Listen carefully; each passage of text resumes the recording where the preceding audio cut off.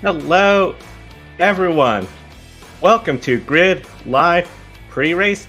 Joe Samaniego here, and with me we have Isa Azim from Racing with Isa and Mara Yacentino. Definitely a big race weekend because we have Formula One and NASCAR. Those are the only two, but of course those are big motorsports events, and especially a big thank you to our Patreon supporters, investors, calling the show Mark and Rob for investing in the Grid Network each and every month. You too can invest in us through Patreon or a one-time investment through Buy Me a Coffee, YouTube Super Chat. If you make a super chat on the air, we'll thank you on the air. If you ask a question, we'll answer it right away. And of course, we got a brand new YouTube member section where you can sign up for $4.99 a month. After you hit $10, you get some Grid Network stickers mailed out to you and a thank you letter from all of us here at the Grid Network. With that said, let's get started. The Miami Grand Prix. It is time for Formula One's first race in the United States. The track is purpose built around a Hard Rock Stadium, and overall, this looks like to be the house that Max Verstappen has built. He's going for his third consecutive win. He's going to try to get the sprint win later today. Mara, Isha, do you anticipate anyone challenging Max today in the sprint race? Honestly, no. I do not see any challenge for him. Yesterday morning, during the free practice, he complained about the high temperature of tires, but we saw that he was able to get the pole very easily for the sprint race. So, in any case, we all know that Red Bull is the best car at the moment. Here, they won already in the past years, so without any technical failure or strange events like some safety cars, he will take the lead and go for his victory. Yep, Mara, you said it perfectly. It's Max's house, Joe, as you said, he's definitely going to win. And to add to your point about him complaining about the track temperatures, we've seen that Max likes to complain about things and then we'll get our hopes up and be like, oh, maybe this won't work out for him. Maybe someone else will win. But then that never ends up happening. So unless something goes crazy wrong with his car, I don't see there being any challenge to Max taking the sprint. Now in the sprint, the front row along with Max, Charles Leclerc, the second row, a little bit surprised, Sergio Perez. I think a lot of folks anticipate that. But Daniel Ricciardo is fourth, well ahead of Yuki Tsunoda, who had a miserable qualifying session for the sprint race. Also, surprises up there in the top 10, you got Lance Stroll, who outqualified Fernando Alonso. Nico Hulkenberg, who just made the announcement that he's leaving. He is in 10th place, ahead of the two Mercedes who failed to get out of the sprint qualifying Q2.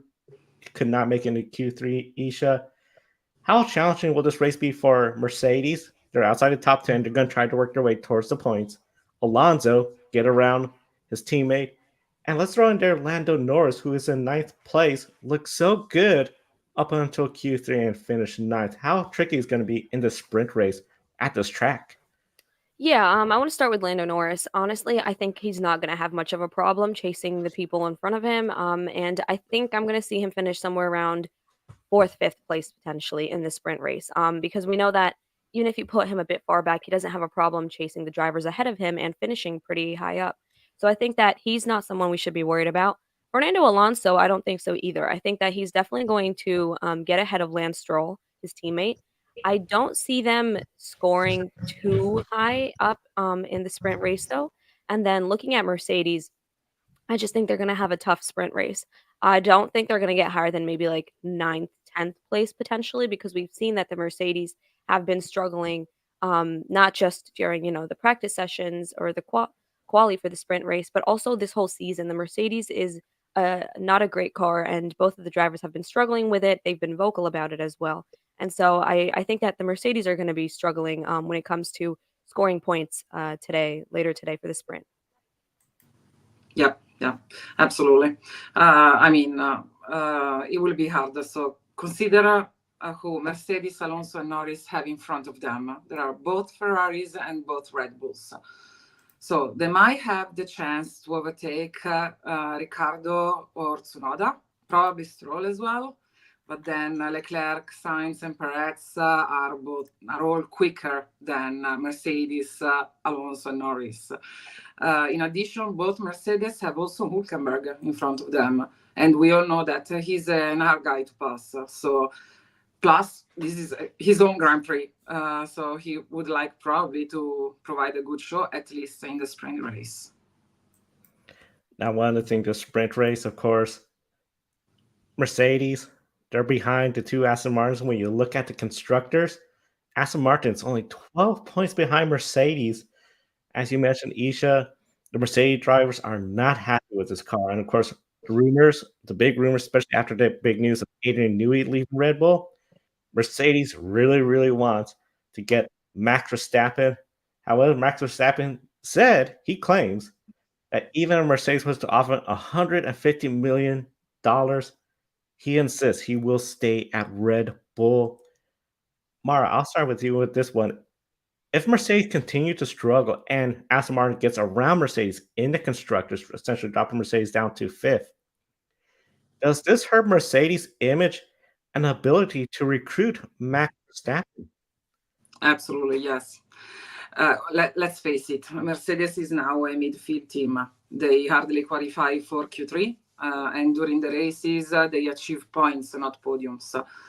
I am sure that they are really working hard to fix this and come back stronger, but for the moment, they are not the dream team as they used to be.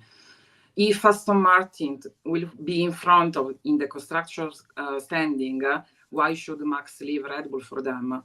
I mean, he's aiming for victories. The only reason I see Max to leave Red Bull is the instability within the team with Newey leaving and the rumors on Christian Horner. Otherwise, I see no reason for him to leave Red Bull for Mercedes, honestly. Yeah, I completely agree with you, Mara. Even if Aston Martin gets around Mercedes, I don't think it's going to damage the reputation in front of Max that much because he doesn't really honestly care for the team right now. He's doing an exceptional job with Red Bull. The Red Bull is the best car on the grid right now. So no matter how Mercedes turns things around, I don't see him going to them at all because he's been doing such a phenomenal job with Red Bull and he has everything that he wants right now, you know. Mercedes is trying to give its drivers points in the races to score, and Red Bull's trying to give Max championships. So, that's the comparison that we're looking at right now. But in terms of Mercedes' own image for its fans and its team, obviously that could definitely be hurt by Aston Martin getting around them in the constructor standings. But when we're talking about Max, it's not going to affect him much because he's not even looking at Mercedes as an option right now. Definitely like what you said, Mara. They're contending for points, not podiums. This is not the Mercedes we used to have back then when it was contending for wins. With that said, let's get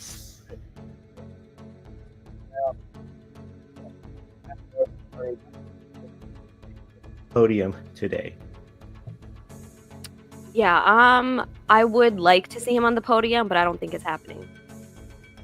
Not in the sprint race. There are no pit stops, therefore he cannot work with strategies. As earlier said, he will have to pass some faster drivers, so I don't think so. Sergio Perez has finished 4th and 2nd here. Another podium in the sprint race, Grand Prix, or both races. Mara, what do you think? Yes, it's possible for him. Today he's 3rd on the grid, so he basically has to make a good start and stay close to Verstappen and Leclerc. He might also consider to pass Leclerc. He only has to be careful at times at his back. Yeah, I agree with Mara. I think that he's definitely going to get a podium in the sprint. Grand Prix, we might have to wait and see how he qualifies for it, but it's not a hard task for him at all. Alpine, no points so far this year in the constructors and the drivers, along with Williams and Sauber. Do any of these three teams see any points this weekend? No. I don't think so at all. I think it's a unanimous no. It would be difficult for Alpine and Sauber to achieve points. Probably Williams, but not. Taylor Swift, she's going to be at Miami. How many times will we see her on the camera? Mara, what do you think? Hopefully not many, but I would love to see her in the Aston Martin garage. Yeah, I agree with Mara. I think she's gonna be on the screen more times than we'd like, and as a Formula One fan, no hate towards Taylor Swift, but can we maybe focus on the race and the drivers instead of the celebrities who are there? I'd appreciate that. I think it's like you said, we want to see the races, the celebrities pre-race, all that, but not too much. Lewis Hamilton, one of the big things I gotta ask: will he focus on qualifying after the sprint, and do you expect a big improvement in qualifying? Well, qualifying I think is going to be more important for him possibly than the sprint right now to set himself up for a better race tomorrow. But I don't expect to see a big improvement because if we wanted a big improvement, we'd need a whole new Mercedes. So I don't see much happening. I hope so. I was expecting something more from them, considering that they have brought some updates for this race. Friday morning they looked faster, but when everybody started to push, they could not make it to go in Q3. So let's see. We'll see what happens in the chat room. Question, and we'll start with you, Mara. Will Logan Sargent get any points this weekend? He's the lone American driver. I'm not sure, honestly, to see him among the points. No, I will not bet my money on him. Yeah, as an American, we'd love to see it, but are we going to? Definitely not. Yeah, I don't think it's going to happen. And of course, one of the big things, speaking about celebrities, Martin Brundle grid walk with Taylor Swift is going to be wild. I assume Martin Brundle knows who Taylor Swift is. We've seen those clips where he got Patrick Mahomes' name confused with somebody else. So definitely could be a wild grid walk at Miami.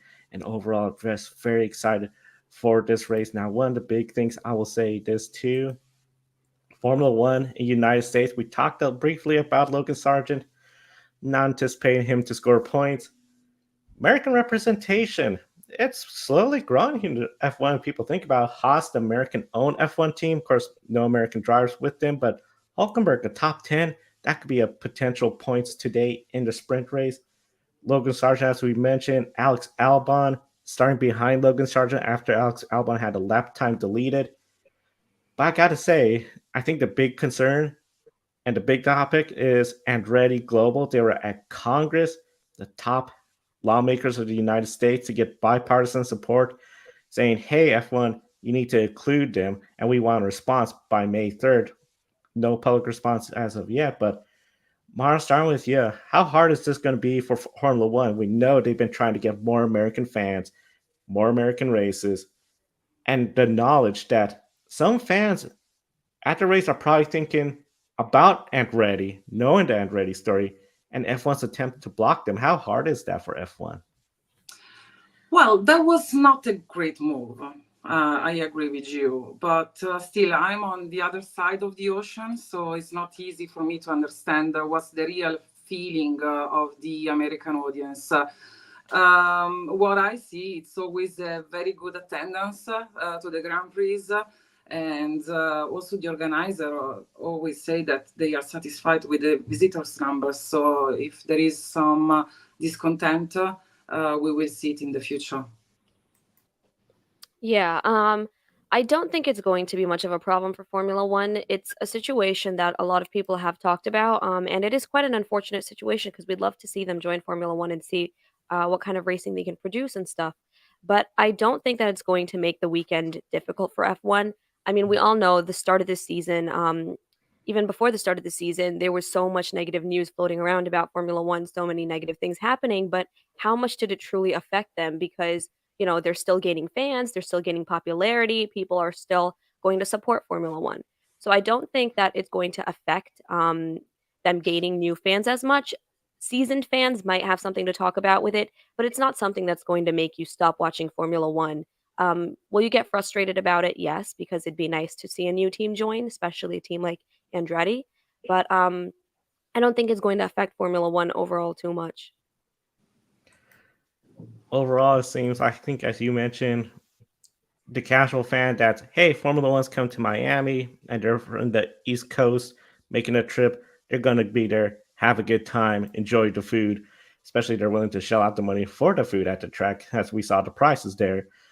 One of the big things, the sprint race, that's coming up next shortly, qualifying later tonight. And one of the things we saw Charles Leclerc make a mistake where it has become a popular meme where he blocked the track in his Ferrari that has a special HP sponsorship. Williams, they don't want another damaged car. They've had enough of trouble already. They don't want more damage. Lewis Hamilton, one of the things I noticed was how in China in the Grand Prix there and the sprint race, he did really great in the sprint race. Grand Prix, nothing went right. Just too slow. Do you anticipate, Isha, that teams are looking at this race at potentially more points rather than the Grand Prix on Sunday where they're more likely to not score those points? I think the only team that would be looking to score more points in the sprint today would be VCarb, and that's because they have Daniel Ricciardo so high up, which is pretty unusual. I mean, it's a nice sight, but it's very unusual to see him so high up. Obviously, with Yuki Tsunoda, they're not going to be scoring points, but Daniel Ricciardo starting in fourth place for the sprint, so that's going to be their best option, our best shot at getting a lot of points, and using that to the best of their advantage because during the race, we know that they tend to struggle more. So I think this sprint is where they're going to try to capitalize on the advantage that Daniel's given them. Absolutely agree. Yeah, the Visa Cash App team has a good chance, so they can finish with points. I see also Haas with Hülkenberg. Even 1 point for them will be extremely important, and then I expect Mercedes to get some points. It'll be interesting to see how everything turns out in the sprint. And of course, Miami Grand Prix, one of the things Daniel Ricciardo, as we talked about, who's having a pretty solid weekend so far, so it's becoming more and more like the Super Bowl. Of course, the Super Bowl for non-American fans, that is the biggest football game in the United States and most watched event on television annually. More than any other event, more than even presidential debates or anything government related. The Super Bowl's number one. Miami's a huge market, but now is competing against Las Vegas, which a lot of people were concerned how Las Vegas started, but by the end, loved the racing. And Circuits of America, which has been hosting Formula One for quite some time. Mara, I gotta ask, which American race do you believe has the better racing on the track? Is it the Circuits of the Americas, Las Vegas, or Miami? It's absolutely the Circuit of the Americas. It is designed for cars and motorbikes, first of all. And I mean, there is a mix of interesting corners, long straights, plus ups and downs. And then there is the huge American flag at the first corner. So it is immediately recognizable. So absolutely Kota. Yeah, I agree with Mara. I mean, if we're talking about like environment and having a fun weekend, then Las Vegas definitely takes the top. But if we're talking about racing on track from like a technical point of view, it's definitely going to be the Circuit of the Americas. I mean, the track was built for Formula One style racing. It's an amazing track that produces a lot of great racing every year, and so that's definitely going to be the track that has the better racing out of the three. But if we're talking about liveliness and fun and just Tourism. things like that, then it would be just things like that, then it would be Las Vegas and maybe even Miami, but for racing, pure racing, it's COTA. And, with that, that is the end of the Formula One section for today's show. Let us now transition into NASCAR. So the NASCAR Cup Series is at Kansas for the Advent Health 400. Kyle Larson leads the point standings entering Kansas. Toyota has a 4-race winning streak at Kansas Speedway. Kurt Busch, Bubba Wallace, Denny Hamlin, and Tyler Reddick have all won the last 3 races here. Now, Kyle Larson won the race back in 2021. He was the last Chevrolet to win here. So, Joe, how is Chevrolet looking this weekend? I think overall, Chevrolet, they're looking pretty good. I think they could get the win here, especially Rick Hendrick Chevrolets. That's who I'm looking at. William Byron, Kyle Larson. Depending on how the day goes for Alex Bowman, Chase Elliott, they could be up there contending for the wins. But I gotta say, I think overall you have to really be looking at Kyle Larson, William Byron as the lead Chevrolets. Trackhouse racing, I feel Ross Chastain seems to be hit or miss these weekends. His teammate Dan Suarez is just not up to that level where he could go out there weekly, contend for the wins. Richard Childress Racing, unless Kyle Busch has a wonderful setup, just has everything going right and no bad luck. Maybe he could pull off an upset win, which I think would be shocking to say that Kyle Busch winning a race is going to be an upset. But overall, I'm thinking it's going to have to be the Hendrick Chevrolets that are going to be likely up there towards the front, whether that's Kyle Larson or William Byron. Yep, definitely. And looking at the race weekend, qualifying is at 6 p.m. Eastern today, and the race starts at 3 p.m. Eastern tomorrow, Sunday. So, Joe, is this where teams will be split? Sorry, is this where teams will be split on how the car is set up today? Do you think? I think there will be a split in the team's approach to qualifying today. One of the big things right now, today's weather compared to tomorrow, looks like tomorrow's going to be much warmer. And of course, we start earlier. If we have the sunny conditions like is predicted for tomorrow, you're going to have where the track's going to be a little bit more warmer, but it's not going to be warm enough where I think you're going to have a lot of slipping and sliding.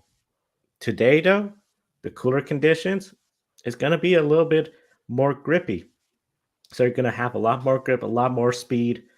Handling is not too much of an issue. You just got to have the car set up for quick runs.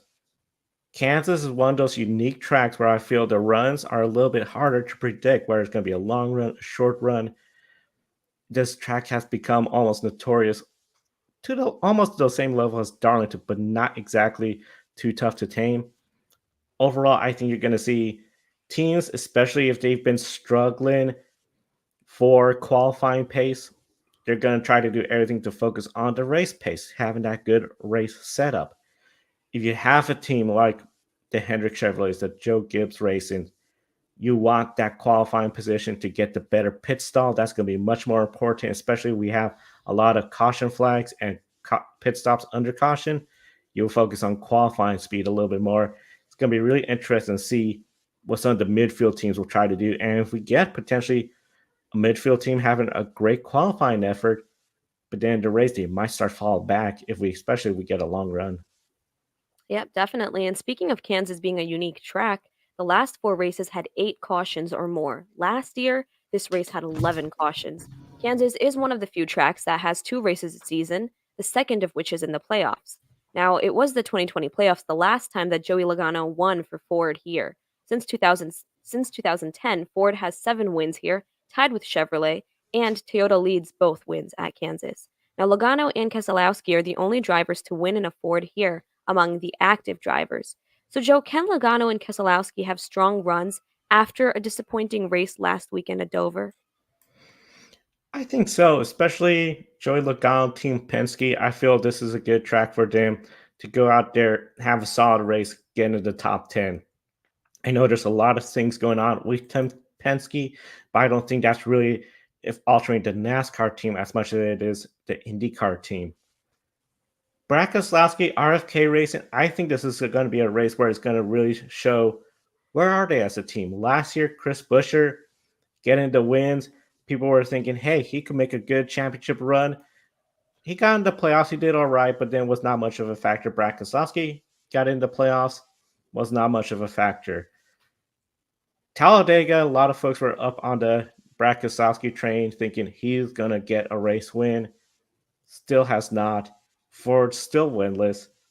I think overall, Keselowski, RFK, they're going to be more focused on trying to get a good car setup. So qualifying, I wouldn't be too concerned. They're mid-pack. If they're up front, though, then they have a fast car and they could potentially contend for the win. Overall, I just think you got to look at Logano, Penske as more likely to get the win. Stewart-Haas Racing, unless we see somebody like a Chase Briscoe or Josh Berry come out with a good setup, strong, they could be up there. Gragson has struggled at his track. Of course, last year, Gragson got punched in the face by Ross Chastain while he had a goofy bowl haircut. So he would love to have a good race and have people forget that moment from him last year. Yep. And, if we turn towards some of the other teams now, so far, Hendrick Motorsports and Joe Gibbs Racing have won most of the races. Trackhouse won at Atlanta, and 2311 won at Talladega. Now, after Kansas, it is Darlington, the halfway points of the regular season. Several teams that won last year are still winless, and Denny Hamlin, Kyle Larson, and William Byron seem to be standing out from the field. So, Joe, how important is this race for the teams that are currently winless? This is going to be very important, I think, for the winless teams because it's going to show on another mile and a half oval where you stack up. And if you're, again, got nothing for Joe Gibbs Racing, Hendrick Motorsports, you're going to be in trouble in the second half of the season. The second half of the season, traditionally in the summer, is just race weekend after race weekend after race weekend with a 1 week break. We got the Olympics this year, so that could be another break where you could potentially start finding some speed out of your vehicles. But overall, I think you're running out of time. The pressure is going to step up. You no longer have Atlanta, Talladega to really be a wild card race for the win. You're only going to have Daytona, which is not exactly the last race of the year in the regular season. That'll be Darlington again, or the Southern 500. But overall, you are starting to run out of time. You got the road courses. So if you're a Michael McDowell, that's a great opportunity. I don't know if that's going to be helpful for a driver like Austin Cindric. That Ford does not seem to be really that great all over. I think when you look at Richard Childress Racing, Austin Dillon, I think, is in big trouble. Daytona is really his only hope. So, yeah, if your team is struggling to keep up with the Hendricks, the Gibbs cars, this is going to be a long second half of the season here in the regular season because so crazy we're already halfway through and we're getting that much closer to the playoffs. Yep, definitely. I mean, this is going to be quite an important race for any of the teams that are winless. But if we look at a specific team like Ford, if they go winless again, at what level do you think their urgency will be then to finally get that first win of the season?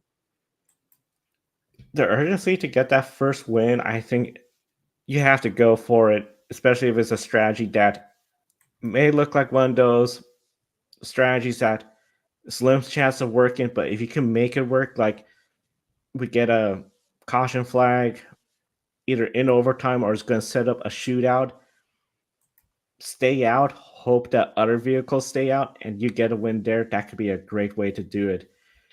If you don't get a win this weekend at Kansas for the four teams, I think then it's starting to become we need to look at making some changes. We need to look at what we could do.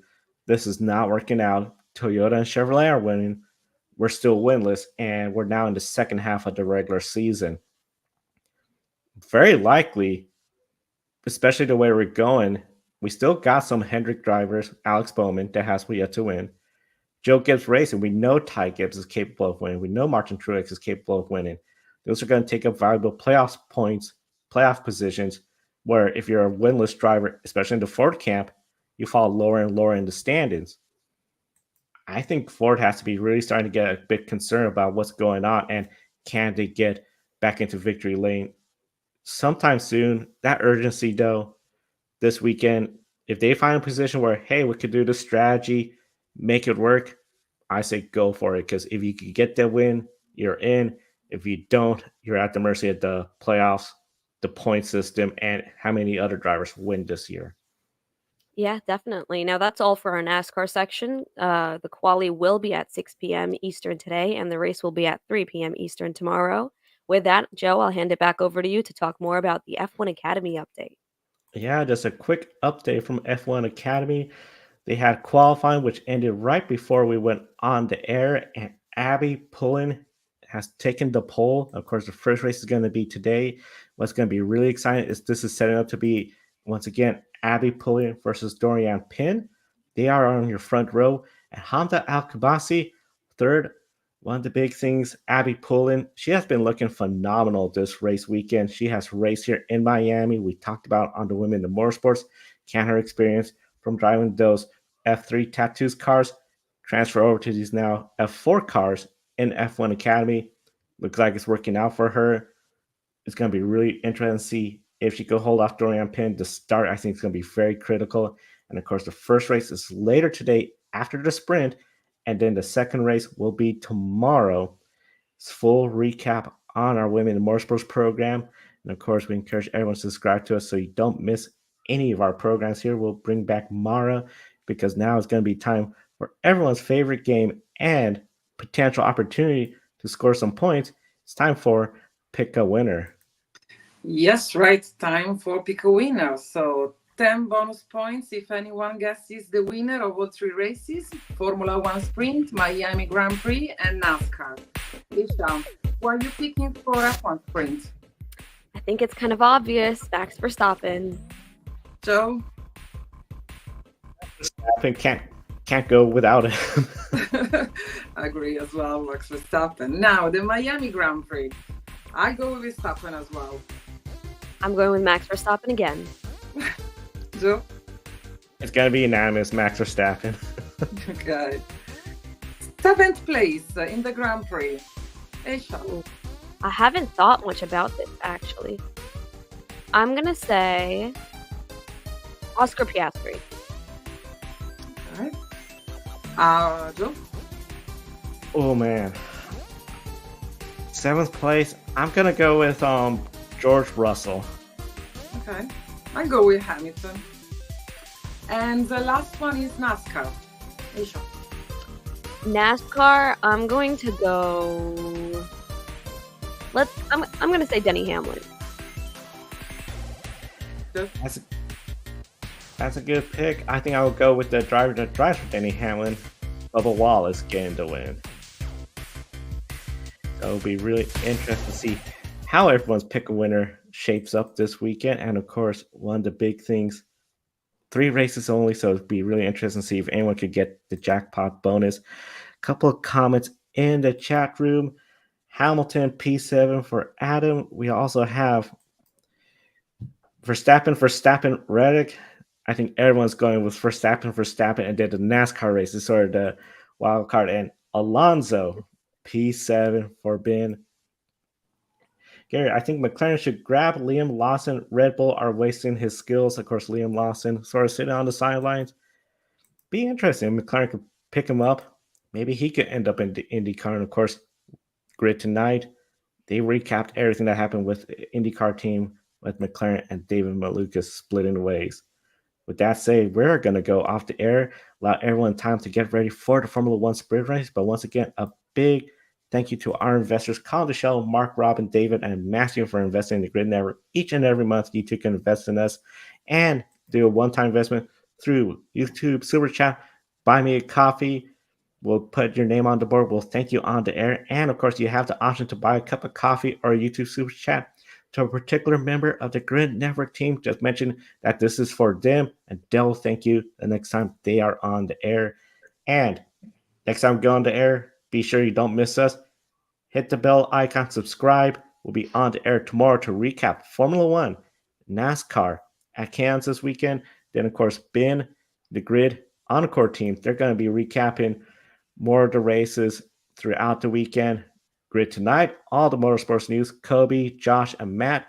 Then the Women of Motorsports, that's where we're going to recap F1 Academy race weekend, the point standing, and all the latest news. For Mara and Isha, I'm Joe. Thank you for watching today's program. We'll see you next time, and enjoy the races.